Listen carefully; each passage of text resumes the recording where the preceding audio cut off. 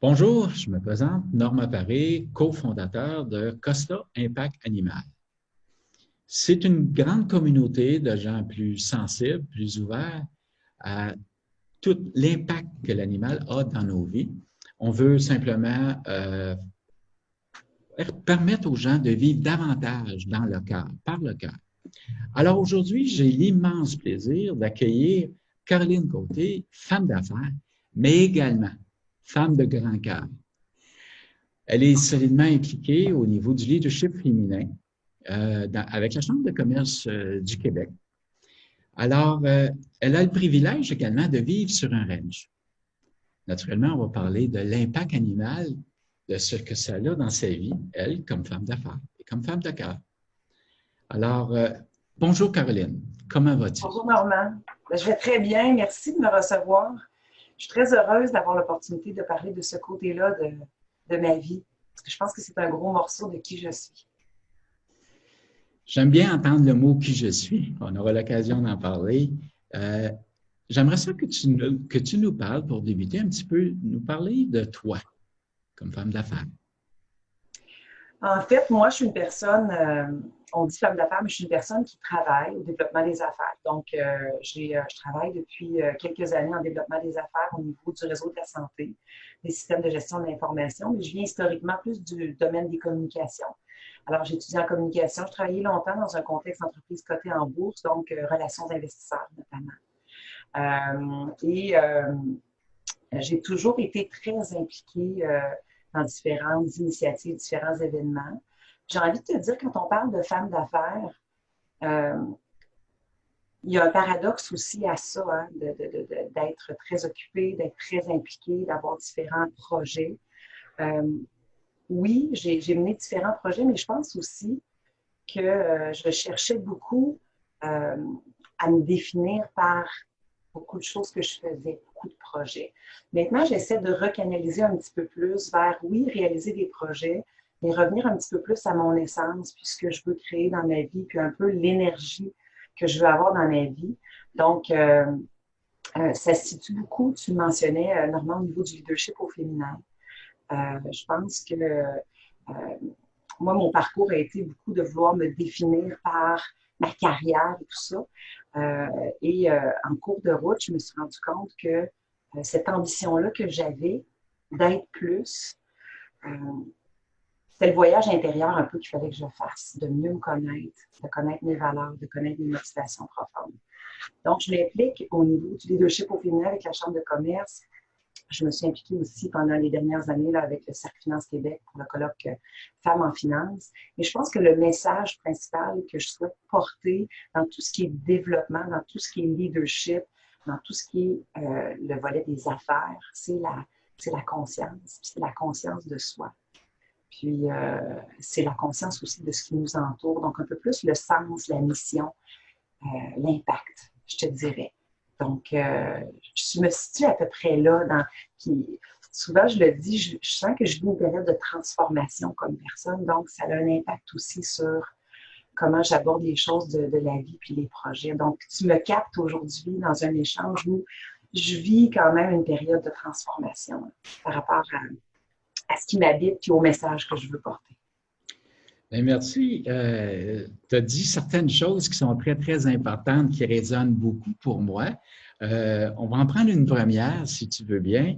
J'ai l'impression que souvent, je parle du passage de la tête au cœur. OK? Mm-hmm.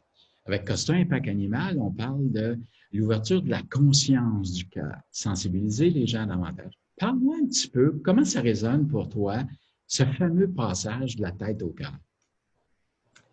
Oui, ben c'est drôle quand tu nommes spécifiquement l'expression passage de la tête au cœur. Moi, j'ai donné une conférence à l'événement de Stéphane Leblanc du leadership conscient au féminin l'automne dernier à Québec, une conférence qui s'appelait L'ambition de la tête au cœur. Ah oui. Je dis toujours que, puis en fait, ça prend de plus en plus forme dans ma tête et dans mes mots.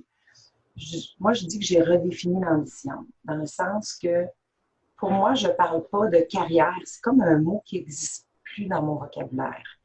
L'ambition, pour moi, c'est de dire, ben, moi, je veux réaliser la plus belle puis la plus vraie version de ma vie. C'est ça qui est mon ambition. Donc, à partir de là, ben, c'est ma vie à moi, mais c'est laquelle ma vie à moi? Moi, je suis qui? C'est quoi mes valeurs? C'est quoi mes super pouvoirs? C'est quoi mes dons? Là? Qu'est-ce que mon passage ici, là, sur la Terre, il ne peut pas juste. Des fois, je sors mon expression qui fait beaucoup rire les gens, là, mais quand j'ai commencé mon passage vers plus de conscience, mon expression que j'utilisais, c'est il va être écrit quoi d'autre sur ma pierre tombale à part elle a payé son hypothèque. T'sais. Donc, je suis beaucoup dans ce volet-là des choses, puis je dirais que je pense que le programme scolaire, le programme de vie, le programme de la société fait en sorte de nous amener vers le développement d'aptitudes, de notre mental, de nos connaissances, mais ne nous permet pas assez de nous développer dans les autres sphères de l'être qu'on est, c'est-à-dire euh, de comprendre nos émotions, de comprendre aussi je mets ça dans le volet physique, mais comment on fonctionne, comment notre cerveau est fait, puis c'est très réel, là, comme tu sais, notre cerveau reptilien qui nous garde dans notre zone de confort, qui nous empêche de sortir des sentiers battus, puis d'aller réaliser des choses qui nous tiennent à cœur. Souvent, on a ces phénomènes-là, mais on ne nous éduque pas là-dessus à l'école, de comprendre ça, de dire ton cerveau reptilien, il va vouloir te garder dans ta zone de confort, puis t'empêcher d'aller comme essayer des choses, expérimenter. La spiritualité non plus, on ne nous explique pas ça, la force de l'esprit humain. C'est tous des volets, je pense, sur lesquels on ne nous éduque pas. Puis moi, j'ai réalisé ça, que j'ai fait cette prise de conscience-là, que pourquoi je suis comme ça, puis pourquoi je vis ces phénomènes-là, puis j'ai des croyances limitantes et tout ça, pour que ça m'aide à aller au-delà de ça, puis vers une plus belle version de ma propre vie, puis de qui je suis.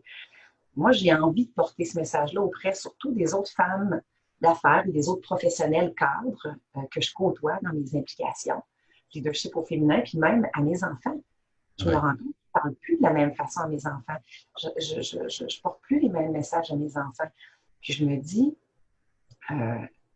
c'est là qu'on a tous, je pense que si tout le monde fait des prises de conscience puis va vers ça, de se développer dans toutes les sphères de qui il est, on va transformer la société. Ça part de chaque individu. Donc, c'est beaucoup ça mon message, le passage de la tête au cœur, c'est de dire, ben moi, je suis qui, Caroline? C'est quoi mes valeurs? Puis c'est quoi, je pense, qui est ma contribution, là? Qu'est-ce que j'apporte, moi, dans une équipe, dans l'entreprise où je travaille? Qu'est-ce que j'apporte dans les comités sur lesquels je siège, dans les événements que j'organise? Mais juste dans mes mots, dans chaque mot, chaque geste que je choisis d'avoir à chaque jour, c'est quoi que je veux porter comme message pour avoir un impact puis faire du bien autour de moi. Donc, je ne sais pas si j'ai répondu à ta question, Normand. Oui, là. oui, c'est écoute, facile de me faire partir, c'est facile de me faire jaser. écoute, tu dis tellement, il y a tellement de belles choses que tu dis, on pourrait en jaser pendant longtemps. Il y a une chose que je retiens de ce que tu as dit, que tu viens de faire mention, c'est que tu n'as plus le goût de te présenter comme tu te présentais auparavant. Et ça résonne tellement pour moi également. J'ai plus le goût de me présenter comme je me présentais, dirigeant de haut niveau, J'ai plus le goût de ça. Je veux juste être dans cette espèce de vraie nature. Alors, j'aime beaucoup ce que tu dis. Merci pour t'avoir présenté. On va parler un petit peu de l'impact animal maintenant. OK? Dis-nous un petit peu ce que tu as. Tu vis sur un ranch, je pense que tu as des chevaux, tu as des vaches. Parle-nous un petit peu de cette relation-là, de ce que tu as comme ce que tu vis avec les animaux. En fait, moi, juste pour faire un pas en arrière, moi, je suis une personne allergique. Puis ça fait bien rire les gens là, quand les gens me voient dans mon environnement de vie, puis je leur dis que je suis allergique, là, ils pensent que je blague. Là. Mais en fait, moi, j'étais allergique aux animaux quand j'étais jeune. J'étais très allergique. Puis on ne pouvait pas avoir d'animaux à la maison. Ça me rendait malade. Puis quand j'étais adolescente, je suis allée monter à cheval à un endroit. Là, puis, puis moi, j'aime l'interaction, j'aime les gens, j'aime discuter, j'aime échanger, j'aime l'humain. Alors, le propriétaire là-bas me dit, écoute, c'est agréable de voir comment tu interagis avec les gens, t'aimes discuter, tout ça. Moi, je cherche des gens comme toi qui aiment les gens pour les accompagner dans des randonnées à cheval et tout ça. Puis moi, j'adorais les chevaux, mais ça me rendait malade. Il fallait que je prenne mes antihistaminiques, puis j'évite de me toucher le visage, tout ça. Puis je me créais une petite fenêtre où je pouvais monter à cheval, mais c'était bref. Je ne pouvais pas côtoyer plus. Puis j'ai accepté, dans le fond, d'aller faire ça. C'était un coup de cœur total pour moi. Puis je me souviens, je revenais chez moi, puis j'avais les yeux, j'avais les yeux sortis de la tête, puis j'avais de la difficulté à respirer. Puis ma mère, elle me disait, Et ma fille, l'amour, c'est plus fort que la police. J'avais ça vraiment au cœur, j'aimais ça. Puis je pense qu'à force de m'exposer à ça, je me suis immunisée. C'était plus fort que moi. J'aimais ça, je voulais ce contact-là, je recherchais ça. Puis, je pense que je me suis désensibilisée. Donc, aujourd'hui, Fast Track, nous, on a une vingtaine de chevaux ici à la maison. On a une pension pour chevaux. Donc, les gens qui veulent avoir un cheval, mais qui ne peuvent pas le mettre sur leur terrain, dans leur cour, ben, ils louent comme un appartement chez nous. On a des chevaux en pension. Puis, on a aussi quelques vaches. Puis, on a une douzaine de poules, je dis quelques chiens, on a 5 chiens, 2 petits chiens qui sont plus dans la maison, 3 petits chiens à l'extérieur, les chats et tout ça. Donc, un environnement vraiment d'animaux. Et moi, la part principale dans ma vie au niveau des animaux, c'est vraiment donc les chevaux. Donc, quand j'ai commencé, on dit toujours vieux cheval, jeune cavalier, vieux cavalier, jeune cheval. Donc, quand on commence avec les chevaux, on commence avec vieux cheval dans le sens de cheval qui a de l'école, cheval qui est habitué avec l'humain, qui à se faire monter, tout ça. Et tranquillement, mon conjoint, c'est quelqu'un qui a fait beaucoup de débourrage qu'on appelle travailler avec des jeunes chevaux et tout ça. Donc, et moi, j'étais attirée vers ça. Et ça a commencé avec un transport de chevaux. Souvent, les gens vont dans l'Ouest, ils vont chercher des chevaux, puis ils reviennent là avec plusieurs, puis bon, ils les vendent et tout ça, mais c'est des chevaux qui sont, c'est des achats que les gens vont faire de chevaux là-bas, qui sont plus accessibles, c'est plus abordable, ça coûte moins cher. C'est des chevaux qui sont plus sauvages, qui ont moins côtoyé l'humain, qui sont moins matés, comme on dit. Puis, il y en a un que mon conjoint a ramené, puis j'ai dit, ça va être le mien, je vais le débourrer, je vais le dompter. Et dans ma tête, je me disais, je vais lui apprendre à ce cheval-là. Et j'ai compris que c'est lui qui m'a appris. D'ailleurs, ça a été mon plus grand mentor. Ça a été lui le premier parce que c'était lui le moins habitué à l'humain. Donc, j'ai dû, avec lui, comprendre comment le cheval fonctionne, comment... Je me souviens, là, j'allais m'asseoir dans le pré où il était, là, sur une grosse roche, là, avec une chaudière de moulée, là, puis j'attendais pendant des heures qu'il s'approche. Là. Il était très sauvage, pas habitué à l'humain, même pas eu un licou, là, puis mené à la laisse par l'humain. Et ça m'a permis, dans le fond, Normand, d'entrer dans un monde, de lire beaucoup, de me former, de m'informer, de comprendre comment le cheval fonctionne. Tu sais, le cheval dans la nature, c'est une proie. C'est un animal de troupeau. Il vit en troupeau, puis c'est une proie. Puis, ceux qui ont moins de leadership, là, j'aime utiliser leadership versus dominance, là, mais ceux qui ont moins de leadership s'en remettent à ceux qui en ont plus pour assurer leur survie. C'est comme ça que ça fonctionne. Et quand nous, on travaille avec le cheval, c'est la même chose. On est un autre individu. Le cheval nous regarde en se disant, toi, est-ce que je peux m'en remettre à toi? Est-ce que tu peux être mon leader? Est-ce que je peux m'en remettre à toi pour que tu assures ma survie? C'est vraiment comme ça que ça se passe. Et donc, j'ai appris le langage du cheval, comment il se comporte, en troupeau, pour être capable de comprendre, dans le fond, comment il communique, pour être capable, dans le fond, de créer cette relation-là avec lui. Et les plus beaux apprentissages que j'ai eus, c'est que le cheval, étant donné que c'est une proie dans la nature, on doit créer un espace non menaçant pour qu'il vienne à nous, puis qu'il vienne collaborer, puis être un partenaire, travailler en équipe. Travailler avec un cheval, pour moi, c'est 50% confiance, 50% respect. Si j'inspire plus de respect que j'inspire de confiance, le cheval va faire des choses, mais par crainte de moi, puis je n'aurai pas des fondations solides avec lui. S'il me fait plus confiance qu'il me respecte, ben, il peut abuser de moi, puis il pèse 1000 livres, 1200 livres. Donc, il peut menacer mon intégrité physique, là. Il peut me blesser. C'est vraiment une dose égale 50-50 et je me suis rendu compte à travers mon parcours parce que moi, j'ai travaillé avec des équipes, j'ai eu des postes de direction, donc j'ai mené des équipes de travail. Je me suis rendu compte dans mon travail avec les chevaux en parallèle que ça a eu un impact sur ma façon d'être comme leader en entreprise, comme gestionnaire. Puis que c'était vraiment ça, le principe. 50% respect, 50% confiance. Je me suis rendu compte que c'était ça avec mes enfants aussi, qui fonctionne. Les chevaux, je me rends compte que quand j'ai souvent un langage qui me vient de ce monde-là. Par exemple, je vais être en réunion, puis je sens qu'on est sur un sujet délicat. Je me rends compte que je dis souvent aux gens, écoutez, ici, là, on est en famille. It's a safe place. On peut se dire les vraies choses. On peut mettre les choses sur la table parce qu'on travaille ensemble vers un but commun. Donc, je me rends compte que les chevaux m'ont apporté beaucoup de choses dans ce sens-là. Ça a été des grands mentors et ça continue d'être de grands mentors parce que pour travailler avec le cheval, je dois travailler sur ma maîtrise personnelle. Le cheval, lui, ne fait pas semblant qu'on travaille avec lui. Si notre posture mentale, si nos émotions, si on n'est pas à la bonne place, si on ne se développe pas comme humain, moi, je dis toujours, faut être un bon homme ou une bonne femme pour être un bon horseman ou une bonne horsewoman. Ça prend une bonne personne. Les chevaux nous exigent d'être la meilleure version de nous quand on travaille avec eux parce que eux, si on n'est pas dans la bonne posture mentale, ils mentent pas, ils font pas semblant. C'est pas des humains, c'est des animaux. Et eux autres, si on n'est pas à la bonne place, ils vont nous le montrer tout de suite. C'est évident.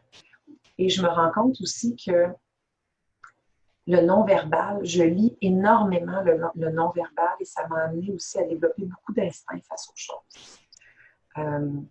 Je lis beaucoup le non-verbal tellement que parfois je parle à des gens ou à un groupe ou en réunion où je donne une conférence. Je lis tellement le visage des gens, le non-verbal, que des fois ça vient m'impacter. Je le sens pendant que je parle et des fois je sens le besoin même de dire à une personne, si je suis dans une interaction un peu plus à petit groupe, de dire je sens que ce que je dis, ça a tel impact sur toi, puis de l'amener, de la faire parler. Parfois, je le peux parce que la nature de la discussion me le permet. Parfois, je le peux moins parce que je ne veux pas déstabiliser la personne non plus. Mais je lis énormément le non-verbal.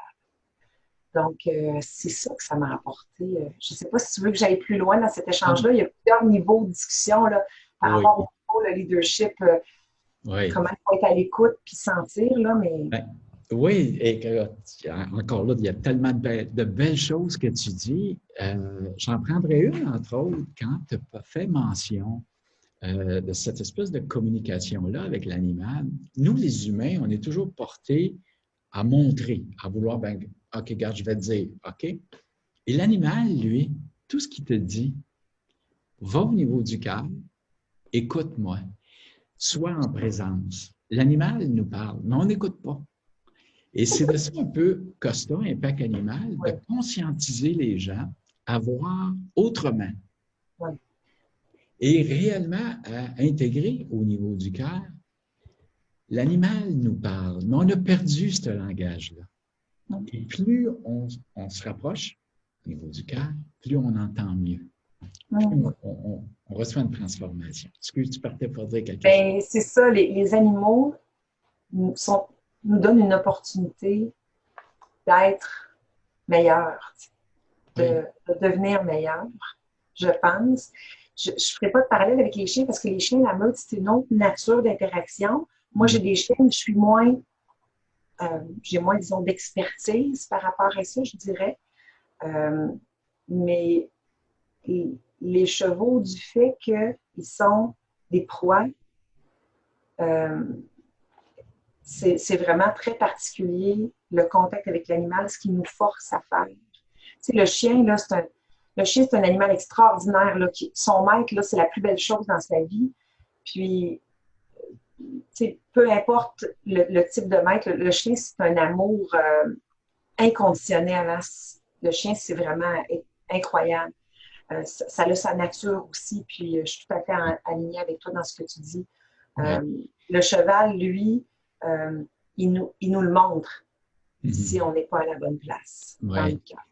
Oui, puis tu disais tantôt au début, tu disais que quand tu as eu ton premier cheval, on a l'impression qu'on choisit.